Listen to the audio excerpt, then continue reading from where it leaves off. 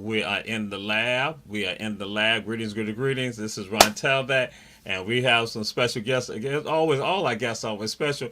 And this is someone who's no stranger to our black media and to you all in the state of Georgia and also in Savannah, Georgia. And that is Dr. Robert Bryant. Glad to have you here with us, Dr. Robert Bryant. Yes, sir. Glad to be here. Someone else will be joining us, and that is Captain. I call him Captain, but you know he's Major Anthony Phillips. Some call him Tony Phillips, one of the great activists here in the city of Savannah, doing a lot of things. I should again, I'm in the city of Savannah, but throughout the entire state of Georgia. And we're waiting on him to come in, but it's some things because I want him to introduce himself, and we're gonna go to our traditional stuff we do, but got some important things happening. Some important things are happening right now. We have some important things.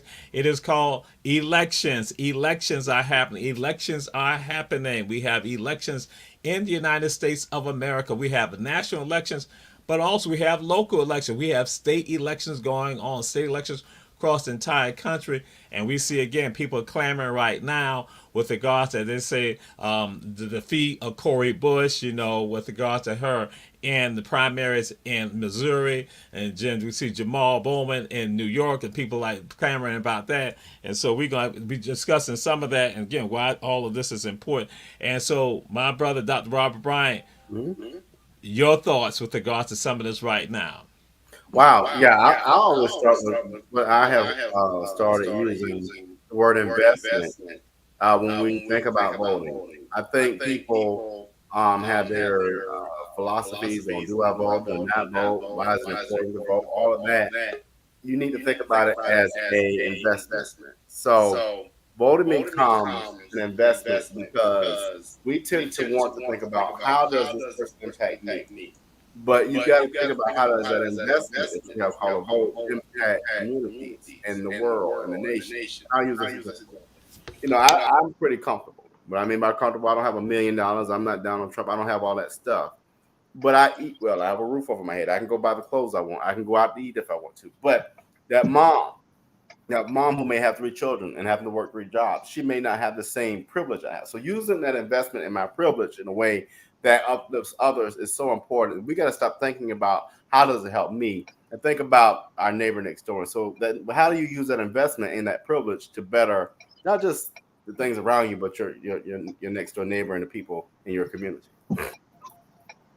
So I'm gonna say this to you, Dr. Bryant. Just go ahead and open it. Just make the beginning statement that you made regarding investment, because we now have Major Phillips with us. I call him Cap Phillips. He's with us, Anthony Phillips, so that way he can hear, and so we can be engaging in some of this. Cause I got to get the people know who he is too. But go ahead.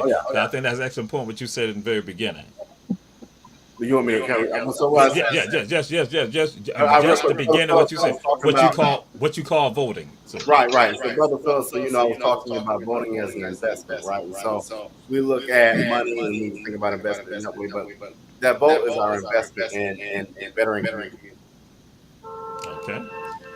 And what we're gonna do, Major Phillips, I gotta let you know. We always do it. Our people on here. Who are you? Who are you? Who are you? And then also we're gonna condense it down for you. Who are you? And who your people? Who your people? I'm a concerned citizen, and everybody's my people. I love people. Period. I love fairness of play, and I want every man to prosper in his own way. That's who I am. I'm a soldier by trade. Who your family? You know what the black folks go. You know, black people go and say that. See, that's that Albany State education going on right now. So he don't want to be real. Like, who your people? You know, who your family? That what people need. We want people to make them connections so they understand Dr. Bryant. They already know because he done been on here several times. People know his people. So we got you now, Major Phillips. Well, I'm originally from a little small country town over in Worth County, Sylvester, Georgia. My parents were all educated at Albany State. I was educated at Albany State.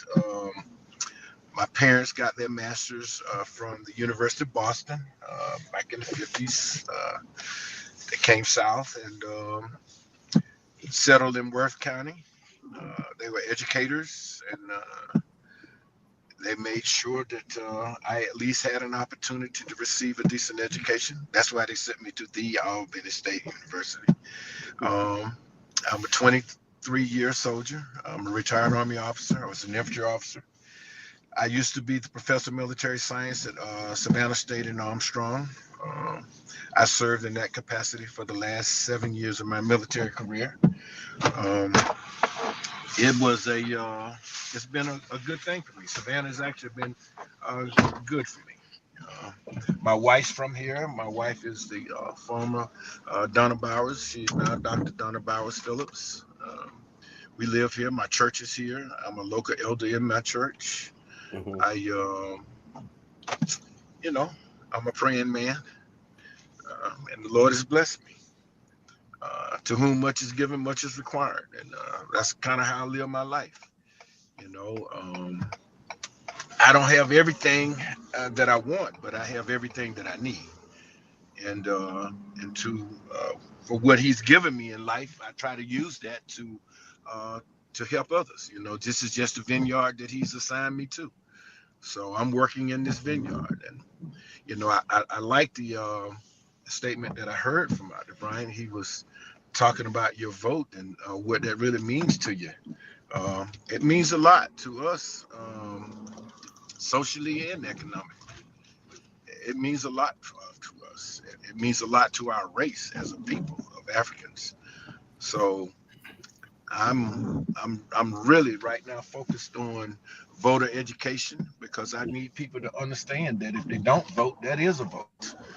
And I need people to know that. I need people to know that there are some evil people out there that are trying to turn back the hands of time. And in many ways, we're still enslaved. Just that mindset that I don't want to vote. I'm not voting. I'm really, really trying to figure out, how do you get there? Right. That you don't understand this process and how it works, And we all know now that the process is not equal. It's not a level playing field. Mm-hmm. But the more people that we have to come out and vote is a step toward leveling that playing field. And we truly need that now.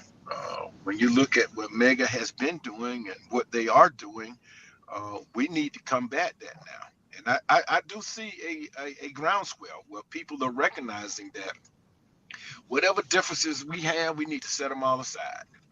And we need to attack this one foe, this one enemy, and save democracy. And that's what I'm all about right now. I mean, truly. That's what Okay. I'm all about. All right. So, Cap, Major, I'm going to let you know, I had let the cat out the bag. I had told Dr. Bryant, I said that you are a member of Omega Psi Phi Fraternity Incorporated, and I said don't he try to jump on you because he's a member of Alpha Phi Alpha Fraternity Incorporated. I'm just saying, I told him not to do that. You said put it aside. As you heard, Dr. Bryant, cast your barrels to the side. Cast your barrel to the side. Well, I won't jump on Brother Phillips. I'll jump on Brother J. Jones instead. Oh man, but he is my brother, and I know. That's why I give him all the hell. So I can't let you lead up on him either, okay? And I'm gonna say this, Major Phillips, he's trying to get me killed. That he wasn't even gonna say nothing about Dr. Phillips. He wasn't gonna say nothing about Dr. Phillips. My sorrow was not gonna be like, Now I know Jamal, and let him just go and just like talk like that, and don't say nothing about me, because they are awesome tandem. Let y'all know the Phillips are awesome tandem. They've been an awesome tandem for decades here. So that's why I say no way possible. I'm gonna let him just sit on there like, oh, I'm sorry. No, because y'all know that family. So Dr. Brian stepped out, but we were gonna throw something out there. Check that out. And so, all right, and I that's saw what. this for you earlier than that. This was Savannah State right here, Savannah State, 1953. So Mrs. Bryant, Sarah Bryant, she Alpha Gamma, she's Alpha Gamma. But now I'm gonna share with y'all something that happened today. Earlier today, I was in the restaurant, and so there's this sister who is an astute sister. She looks at information, and she also heard information, and she said, asked me, said, Percy, where do I stand with regards to Umar, what Umar Johnson said, and just with regard to telling people saying, hey, not to vote. As I shared, again, and Captain Phillips said, we can be separate boats, but then actually we know we're going in the same direction. We're going to the same, we're trying to get to the same place. But then we're not going to let that destroy us. But I said, well, Umar, I consider him a brother, a friend, but I cannot agree with him telling folks to sit this out because it is too crucial right now. When you hear things about police officers having immunity and people clamoring about Sonia Massey and what happened to her, can you imagine? It's not just even somebody killing you, but somebody maiming you, somebody basically committing infractions against you, and your family has no recourse and you have no recourse. So we can't do that. And that going to alluded to a part of what Dr. Brian said and Major Phillips said, that again, this is a part of our destiny right here. This is a part of the work that we must be a part of. And so with that, so I'm going to say again, you threw some of it out there, Major Phillips. What do you say to that person who's sitting out there, who's listening to people saying, I need to sit this out. I need to sit this out. And that is on a national level and a local level. What's your thoughts with regards to that? Well, anyone that says that they want to sit this out, that is a selfish person by nature. It is completely selfish to say that I'm going to set out one of the most important things to humanity, one of the most important things to all of America. We're literally in a fight for democracy. We are trying to save democracy. And they don't understand the privileges that democracy offers them. And these are privileges that our forefathers and our ancestors fought for. And we're still fighting for it. And that's the other thing that troubles me. Don't you know that we are still in a fight? Some of us believe that we have arrived and we got ours and we really don't need anybody else. But that is not the case. What you have can be taken. And what you need to understand is if we don't come together now, they're going to be empowered to take everything that you have. Try not to call any names, but the former president tried to instill martial law on several occasions. If he could have on January 6th said, okay, listen, I'm going to invoke martial law now. I don't think people realize that martial law will shut down everything. You cannot move. And they have the ability to confiscate everything for the good of the state. So when he tells you that he wants to be a dictator, he wants to invoke martial law. And he's tried to do it before. He just didn't have the grounds or cause to do it. But if the way things are going, the way we are divided, they are working and agitating their way to a civil war. And once that happens, he's going to seize control of the military through martial law. And when that happens, it's over. We will become something other than a democracy. Excellent point. Excellent point. And many people don't talk about that. And so I am absolutely ecstatic that you brought this up and that we're on the cusp of, and I've shared with folks that we are dealing with democracy right now. This is about saving democracy right now. This is an election for democracy, not a dictatorship. And so we have to be sensitive about this. And it is frightening that, again, I tell folks, if you see an executive branch, you see a legislative branch and a judicial branch that all had the same mindset, we see the loss of privileges and rights. And just like you threw it out there, that's why I tell folks, you can even probably see that the 13th and 14th Amendment basically being revoked with regards to statutory policies and judicial policies right now that put us in a shattering position that will not only impact us, but also the next generation. And so with that, I tell folks, we got to be clear about what's going on, that this is not just something that is fanciful, that is just a presidential election. Even on the local side, why are the local elements with regards to this election also important, Cap?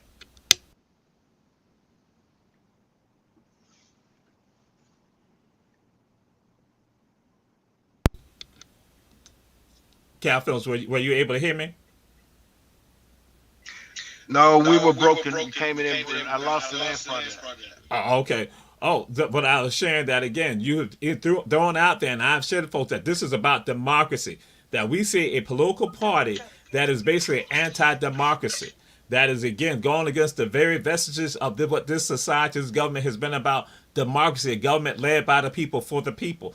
But then we see people not trying to share it, so it's only for a certain element. And that with regards to that again, it's not fanciful that we tell people to go out, to get out there to vote, and why this is important, because we're looking at something that I shared, that we are looking at having an executive branch, a legislative branch, and a judicial branch that will basically shatter all vestiges of what we have known, and that we can see the possible revoking of the 13th Amendment and the 14th Amendment. And so with you, I said, why is not only just the national election important, why is the local elections also important? Well, look like we lost Captain Phillips. So Dr. Bryant may come back in, and Captain Phillips, Major Phillips may come back in also. But again, throwing it out there to you right now. Oh, But okay. listen, why don't we go ahead to a commercial break for Chairman and CEO Hall takes us out. Well, I was going to do in 20 minutes, but go ahead, Okay, go ahead, sir. Just go ahead. Yeah, Telegram. We need to do it. Hold on. I was going to do it 20.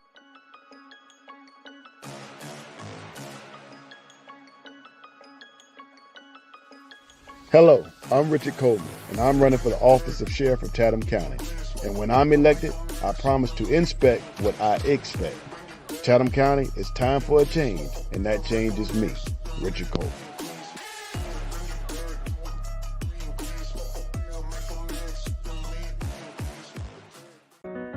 I'm Patty Hewitt, and I'm worried about our future. Last one? I think about my grandkids and the belief that they deserve every opportunity. And what you deserve, what coastal Georgia deserves, is someone who cares more about their community than about corporate profits and big pharma. I'll see you later. All right, thank you. Small business owners and hardworking Georgians are the heart of our community. Good day. Not CEOs, not lobbyists, not shareholders. But who's taking care of them? It's time to ask yourself, what do you want from your government? This is our year to stand up against what we know is wrong. No more DC politicians invading our home life. No more racism that kills dreams and spreads violence. And no more corporate greed at the expense of workers' rights and our environment. So what would be the most meaningful help to you? I've spent the last 8 years working behind the scenes, mobilizing our communities for positive change. And while that is really important work, I can't stand by and allow the same tired politicians to run this country, the same ones who've neglected the real needs of Georgians. I'm ready to take our seat in Congress so I can fight for you and your families. I vote for you. Thank you, my darling. I love you. This isn't about party lines. This is about voting for a better future for more Georgians.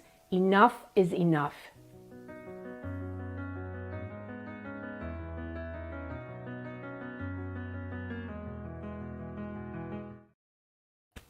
See, if it was left up to me, we would be airing a commercial right now. Well, Taking a break right now. But that's what happened. He wants to run, tell that. That's what he wants to do. And to my brother, Jack Silas, that you said that Major Phillips' mic got flooded out by the rain. Guess what? That's tied to what's going on. No, it got flooded out because of Julius Hall. That's why it got flooded on out. So we're going to go right back to the question that we were posing, that I would have had some time on. Why are the local elections important? Why is that significant to us? Major Phillips. All elections are important to us, but let me let me say some things here that uh, I want everybody to know. I would tell you that um, they want us to run the local government because they don't want us to tamper with law when it's being made. So local nonpartisan elections, they encourage us to do that. But when it comes to congressional districts and U.S. Senate, uh, they don't want us to vie for that because that's where they are trying to change democracy.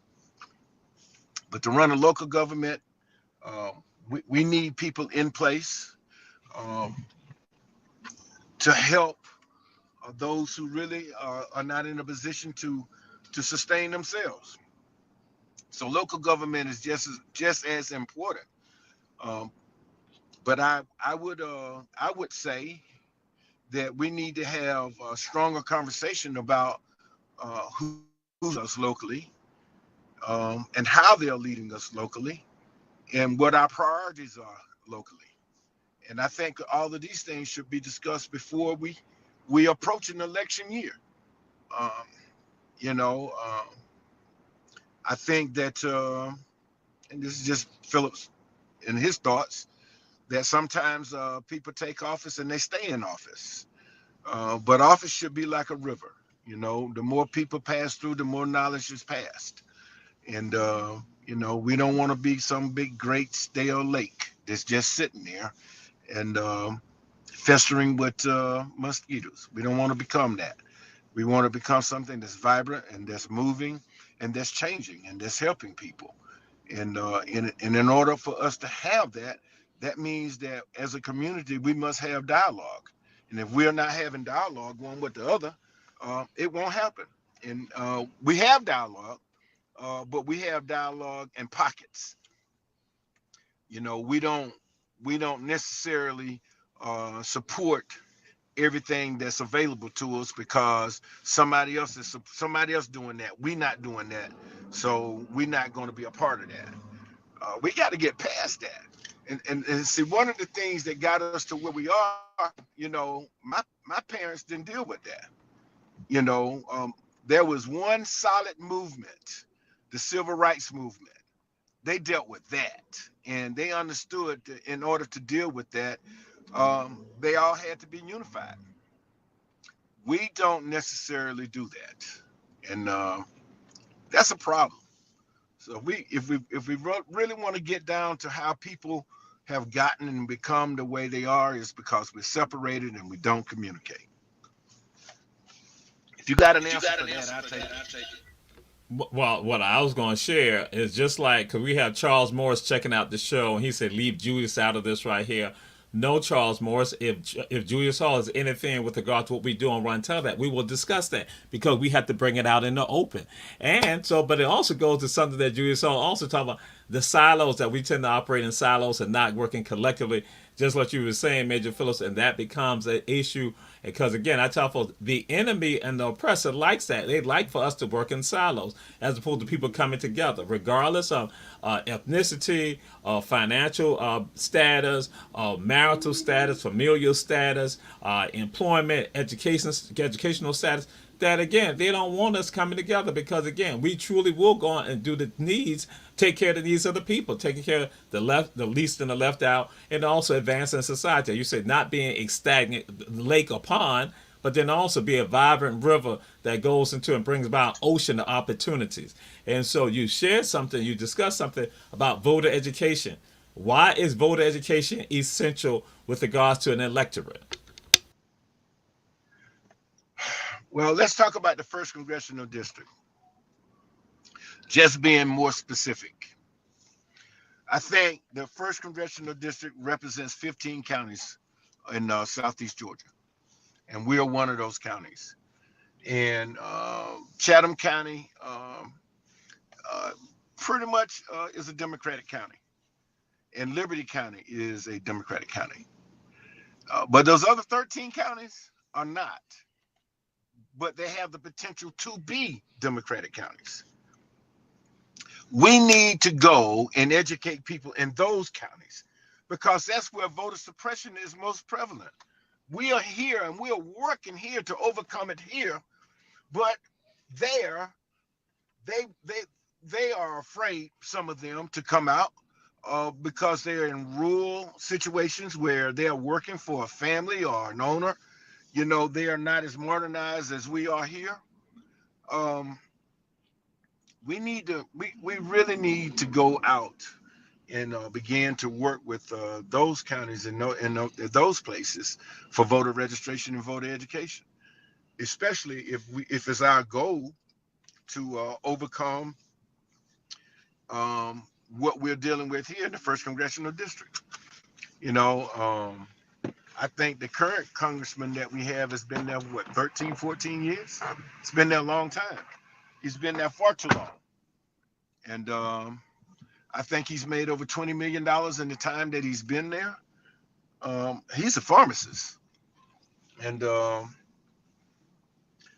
so I must tell you that, you know, he made that off our backs. He made that because he was privy to information and used it to uh, his gain, not our gain, his gain.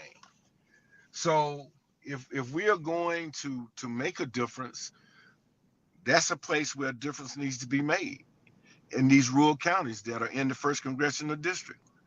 We need an effort to go out right now and start registering and educating people to vote. So, you know, that's just something that I see. You know, that's what I see.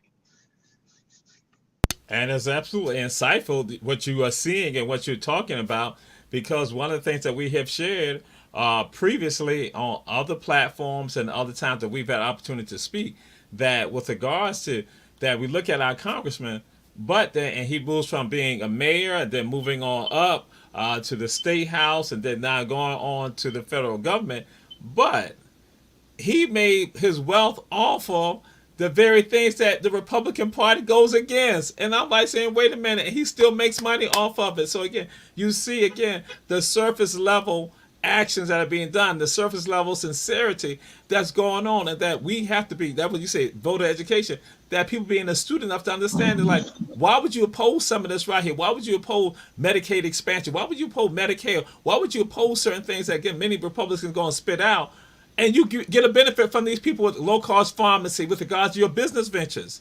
That again, it is sad, but again, an electorate not holding people accountable. And so that's what we want to now move towards.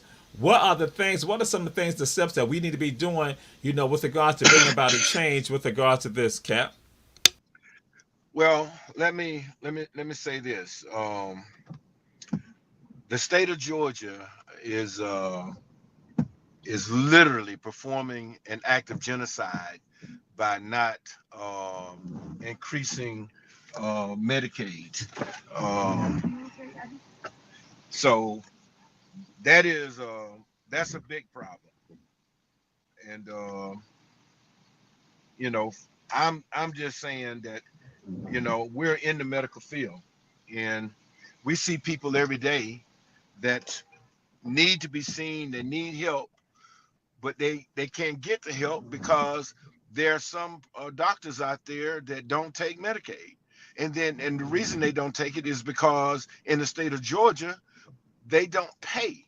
What Georgia does is return. 11 states in the union return their Medicaid appropriation from the federal government. They send the money back.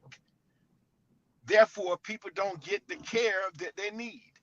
So you are having people that are dying off because they can't get the medical attention that they need. This is an act of voter suppression. That's what it is. So, I've learned that, you know, by any means necessary is what they're doing. By any means necessary. Um, and I guess the foolish thing for me is I don't understand why, um, you know, more people don't see it or step up why they continue to vote for this. If you look at the state demographics, there are more Caucasians in the state of Georgia that need Medicare, Medicaid than African Americans, but yet they vote to suppress themselves. They need education. So, this war has been going on a long time. The senator from West Virginia, I want to say back in 53 or 54, made this big speech and saying that, they're going to fight today and they're going to fight tomorrow. They're going to fight forever. And that's what they're doing. And I don't understand, really, what are you fighting for? What is it that you want? We're not going anywhere. The world has changed. You don't want to accept the change, but the world has changed. And that's why people need to understand why if that's your vote guarantees that, the good, effective changes that we are making, the strides that we are making, we'll be able to keep them. And we need to make other changes. They're talking now about these Supreme Court justices not being able to having terms.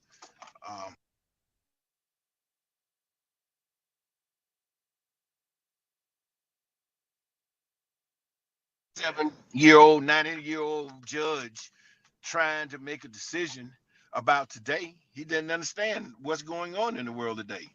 He's looking at a brief, and he's making a decision.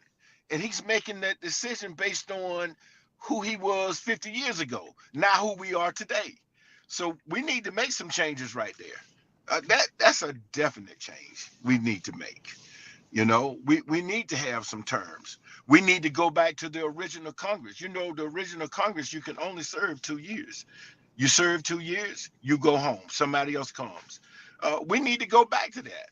Now we have guys staying in for 20 years, 30 years, and they get a nice little pension. If they stay in, they meet the 20-year threshold, they get a nice little pension.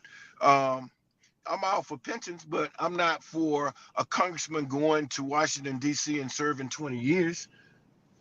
He made a living on us.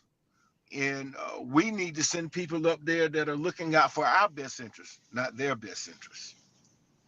So don't get me started, Jamal. You're not being fair right here. You know how I feel about this stuff. That's why we got you on. That's why, again, this is so important, so essential. Because I had shared with our producer Julius Hall, who Charles Morris trying to look out for. I said to him, "Got to have somebody who was not afraid to give their thoughts." And because again, it is necessary. It is for all the people checking out the show. Again, we say thank you to all of you and support our sponsors. But then it is essential that we have people on here who can talk, who will give the information that is necessary for people's minds out to not open up and their minds' ears to open up also for them to hear and to see. Because again, what happened in a society or with certain governments, they understand that how do you keep the electorate down? You distract them, you miseducate them, you mislead them, you misguide them, you entertain them. And so what then happens is that now they're not focused on the real agendas that are going on that will impact them for generations.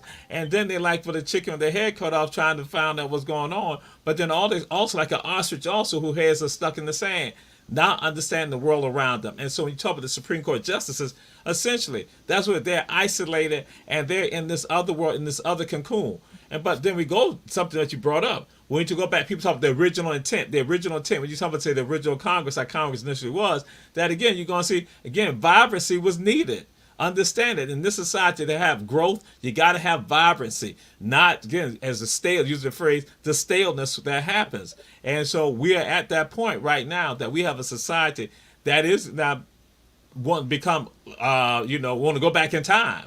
Become entrenched in how it used to be when we should be going forward. Because you look at all other societies and countries around the world, that's what again they make advances because they go forward. People they marvel at what Japan has done. Japan went forward as opposed to saying, "Hey, we're gonna hold on." We have Japan has has existed long before the United States, and they understand their traditions, but then also going forward. So, what are the things that you like to see individuals who are checking out the show right now? what would you what would you like for them to be involved in and for them to do? Well, you know, it's what you can do where you stand. You can educate somebody where you stand. Um, we don't like to acknowledge to people that maybe they should turn their head and look in another direction. There may be something over there that's better. We don't communicate with people that way. So when I hear someone say, "Well, man, I'm not voting," or when I hear someone say, "Well, I like the other candidate," I ask why. And I ask why in terms of maybe I'm missing something. What is it that I'm missing? Why do you like that candidate better than this candidate? And once I'm able to hear them, then I'm most of the times I'm able to point some things out that maybe you didn't consider these things. You know, um, maybe you want to look at this. Now understand, um, you're not gonna win everybody. Everybody's not gonna see it the way you see it. You know, and I have to accept that, and I'm learning to accept that because, you know, I don't like how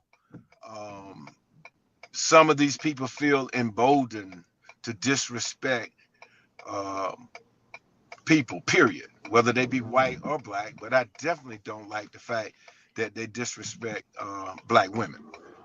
I just don't like that, you know. And I think that we probably need to educate some of our black men to understand that, you know, if you allow them to do it, they're gonna do it. So, you know, I encourage everybody to speak up and understand what the truths are, what the facts are, and why it is that democracy is under attack, and why it is that we need to defend it, why it is that we need to step up right now. You know, uh, some of us have just been on the sidelines too long. I admit I've been on the sidelines because, you know, I didn't want to invade anybody else's space. But you know, I can see now that I probably need to invade some of these folks' spaces. So they'll, you know, either they're gonna move, get out the way, or do their job. You know, they need encouragement. They need motivation. They need help to stand up and speak for what's just. And what we have right now is not just. You know, when you look at this 900 page plus document, Project 2025, there are a couple things in there that I think all minorities need to understand, that CAPS program is something that was designed to help someone, a child, to get off to a good start in life. That's why they call it Head Start. And if they're going to cut that program out, that means that a child whose parents cannot afford to send them to a private school because they cut that program out, they won't be able to get off to a head start, a good start in life. We can't allow that. We cannot allow that to take place. It's hard enough as it is. So we need to stand up right here. This is where we need to draw the line, right here. We don't need to draw it any further back. We don't need to draw it any closer. We need to draw it right here. You know, for me, this is Operation Pushback. This is where it starts, right here. And all of us need to be involved in it. Every one of us. You know, we have a problem raising money to put the right people in place. Nobody wants to give. Man, I know at least 1,000 people in Savannah can give $200 to help. You know, Chap. yeah. Well, we're gonna take a break. We're gonna come right back to this point. That's something you went into it, but we're gonna come right back. We're gonna do a break. We're gonna be right back. This is One Tell That with Major Anthony Phillips. We're gonna be right back. Oh, I mean, my friend, your Savannah homeboy, Clarence Thomas, made sure that I don't go to prison. Need your garments cleaned with care and with a professional touch? Then bring them to One Price Cleaners in Garden City at the Old Farmers Market on Highway 80. Service you can count on.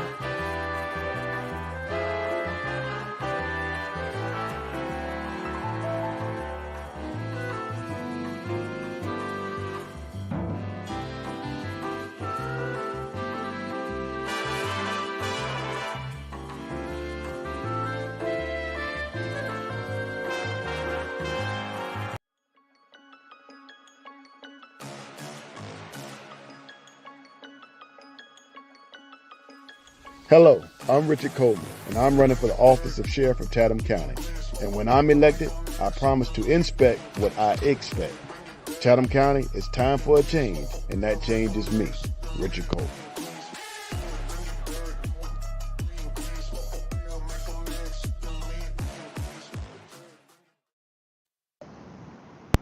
This is Ron Tell that we have with us Major Anthony Phillips, and we say support all our sponsors: Davis Johnson Bozeman Law Firm, offices in Savannah, Atlanta, and Statesboro. One Price Cleaners located in the Farmers Market in Garden City on Highway 80. Kim's Cafe at 714 MLK Jr. Boulevard. Chef Food and Gas, don't ride by, stop by. But I gotta share this. Did y'all just notice that we had a Run Tell That commercial was coming up and they automatically wiped it on out? Charles Morris, this is why I do what I do. I see the absolute discrimination. I see the absolute hatred. Major Phillips already said we shouldn't have these differences, but guess what? They manifest this with Our Black Media. Run Tell That, as y'all know, is the little brother show of all the shows on Our Black Media. So, Major Phillips, all right, we'll bring him back in. So, Major Phillips, you will bring up a point. I want you, because again, we had a conversation about this. So you can go back over, share again with the audience your thoughts and opinions with regards to this. Regards to fundraising. Yes, sir. What you were talking about, because I think it is essential. Because I want us not to have a break on that. I think it is essential. Well, let me say this. Let's think about the things that we need. Let's think about the things that we need to educate ourselves and to protect ourselves. One, you know, we need to have the capability to do digital marketing. Young people are on social media, so we need to be able to create these digitized areas that we can market. That takes money and it takes equipment to do that. And we need to create it in such a way that it's mobile. We need to go to a community and to be able to reach people in that community. Not just Savannah, but there are communities in Savannah that we need to be able to reach. I think there are 58 or 59 different communities within the greater Savannah area that we need to reach. We need to reach everybody. And in order to do that, it takes funds to do that. The other thing is we need to have staff. We need staffers that need to be paid. And, they're making a sacrifice for time, their normal jobs, their normal lives. We need to be able to give them a stipend. It's a lot of work, but there are no funds. And I know that people believe that the National Democratic Party funds these things, but they don't. They don't give anything here. And I think one of the things that irks me more than anything else, they send a representative that knows nothing about us to lead us. And there have been people here forever that's been doing this work forever, but they haven't taken the time to develop rapport or relationship with those individuals. So that's something that we need to advocate for. But first of all, we need to advocate that we sustain ourselves. And there has to be 1,000 people here, or maybe more. Maybe I'm thinking too low. Maybe 5,000 people that'll give $200 to this effort in this I can tell you it would make a difference.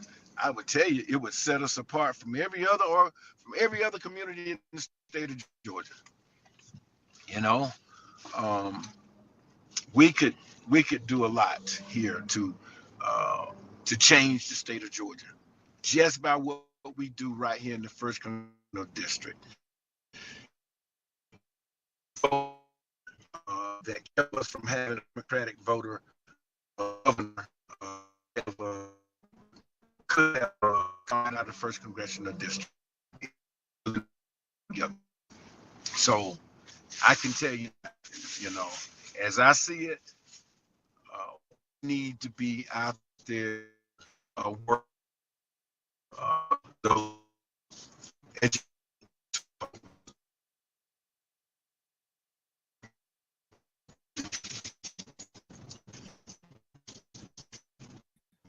You're going through a bad zone, Yeah. Cap.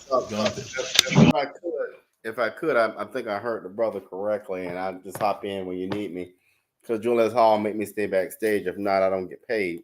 But but he's right, and one of the things this, brother Trey, that I'm really proud to report. Brother Phillips is right in that the Democratic Party has invested and started listening a little better, because I've been one of the main critics about making sure that we have boots to ground people here. Not only that are white people, but people that look like us that can go into the first district and go into fifth district and talk and be credible. One of the things I'm proud to report too, in Brunswick and in Savannah, you have two African Americans, myself and Kayla, who's in Brunswick. Brother Phillips, I'm speaking to your point here, that you're exactly right. The Democratic Party needs to invest in making sure they had people that had credibility with communities like ours, right? So they have invested in myself. I'm a paid staffer for the Harris Waltz campaign. We have a young sister down in Brunswick, and for coastal Georgia, we're two African American people, which is much better than what we've seen in the past. Now, I'm not saying that they've never done that, but it's really important, like you said, Brother Phillips, that we have people that can go into our communities and be credible, and people listen to. And so what that looks like is not only just us eating, but making sure Sister Edwards is utilizing her facility for events, and that we're making sure that our communities understand that we have resources in our community. We don't have to go downtown. We don't have to go to the white man's places to eat and dine. We have our own stuff that we can invest in us. So, I'm taking that a little broader than what it needs to be, but my philosophy is, let's make sure that we spread the wealth and make sure that while we have these opportunities, we expand them to people that can benefit the community long after the campaigns. And to chime in with regards to and what Major Phillips was discussing, he said that a group of us right here, 1,000 or 5,000 of us here, could put $200 together. Mm-hmm. And the impact that they will have. And so that's why Major Phillips, you were zoning in and out. If you just want to rehash some of that, what you were saying, that again, because you said that, and like we could do it ourselves. Well, we need to do it ourselves. We need to be self-sustaining. And in order to be self-sustaining, we need to agree that we need to be self-sustaining. And the problem we have is, one, how are we disseminating the information? Well, we need to address that. We need to make sure that the information is disseminated and that people understand what our goals and objectives are. And we need to put it in writing so people can see it and understand what they're giving to and why they're giving to it. We need to do that. And I think that that movement is underfoot, it's moving, but we need to be able to reach 5,000 people or more that we already know they have the means. They can do it if they so choose. We can make a sacrifice. We make a sacrifice to do everything else. We can make a sacrifice to give $200. That's not a lot. That's not asking a whole lot to defend your way of life. If you appreciate your way of life, it's not a lot to ask for. Yes, sir. You called it out. And you also alluded to something else earlier, and I want us to just explore a little bit your thoughts with regards to this, that with regards to, again, voting and elected officials, how they impact education, because we say that education, so often people say education is the key. Education is the key. That again, that's the springboard for us. But then when people are hindering the education process for people, then that tells you that it's no springboard no longer. But then also your thoughts with regards to why education is important and how politics basically can impact education. Well, let me give you an example of what I'm saying. Did you know that there were some African Americans that were put in jail? I want to say back maybe in the 90s, and they were out registering people to vote in a county in the state of Georgia. And after they went out and got all of these people registered and they got them to the poll to vote, the politics of that county changed. These African Americans were elected to office. The state intervened.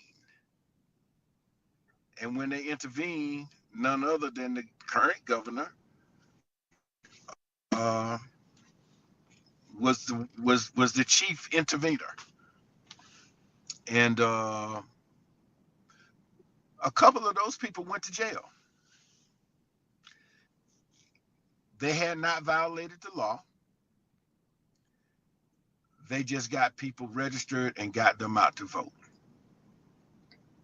Eventually, these people were set free, and eventually some were reelected, but it changed their lives. It really changed their lives. Some of their lives were devastated. Some of them lost their place in where they were. There are people in rural counties that live under that threat. And in living under that threat, they're afraid to go out and vote because they are in fear that somebody gonna see them voting and somebody gonna be upset because they're voting. Different kinds of pressures. We got to go out and work with those communities and educate those people and show those people that the only way that you're going to overcome this tyranny is to vote it out. And the only way that you're going to be able to vote it out is to get registered yourself, to make your one vote count. If I make my one vote count and you make your one vote count, that's 2 votes. So we got to show people the power of voting and the power of the numbers that they bring. We are already in the game. We're trying to get you in the game. We're trying to get your family in the game. So we need to educate people around us and assure them that we're going to be standing with them when someone comes for them. And someone will come for them.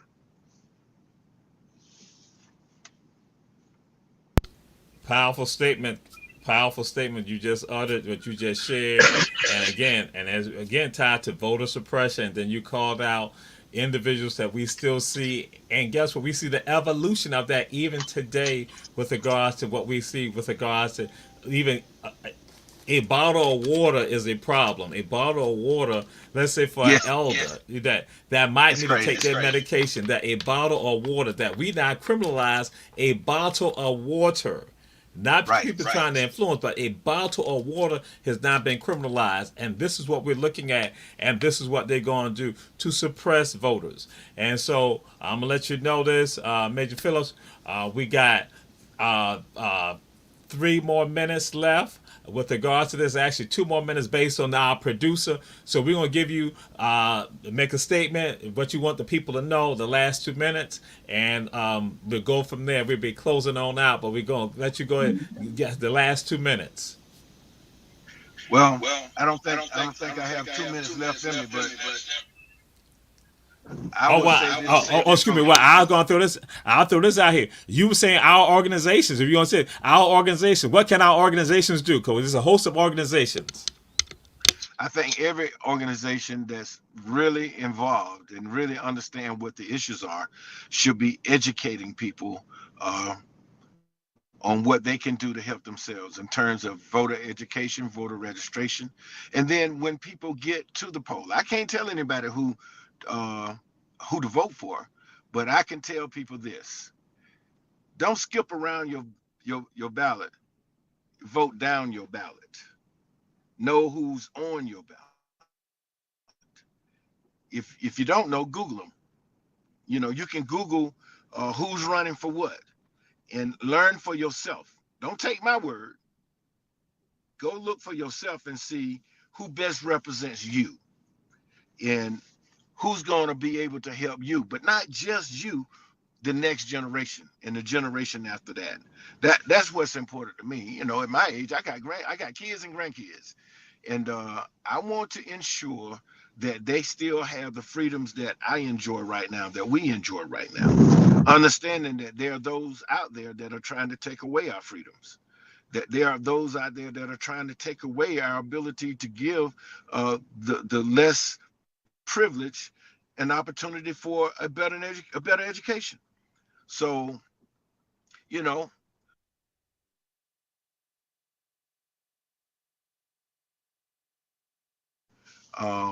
really, what's at stake here?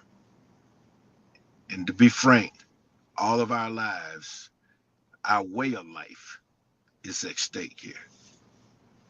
I don't know about you, but I'm going to the polls to vote.